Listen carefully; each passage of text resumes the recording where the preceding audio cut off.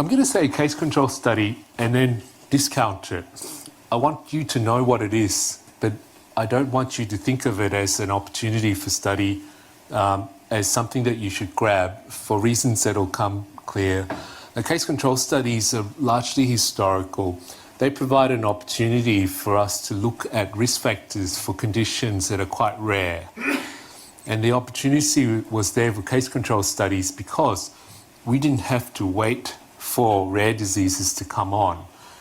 They occurred, we would recruit them to a study, and so that's, in that situation, it was a convenience for us to undertake case control studies. To remind you, the steps are this. For a case control study, we define a case. It's typically a rare disease. We recruit a number of them, and then we match them to people without the condition of interest, and they serve as controls. Having assembled these two groups, we compare retrospectively what their previous exposure was to a certain risk factor of interest. And it's a retrospective study, cases versus controls. No follow-up of patients or subjects at all. So here's a purely hypothetical example. We've got cases, disease X. We've recruited 300 of them.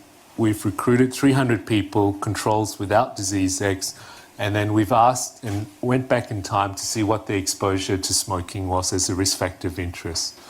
And then I won't go through the maths, but essentially you derive this measure called the odds ratio, which gives you an indication of how likely the exposure increases the risk or the likelihood of the disease. So this study design used to be much more popular than it is now, because we've got opportunities now to undertake another study design using technology that trumps, I don't like using that word, guys, sorry, that overrides case control studies. And that study design is a cohort study.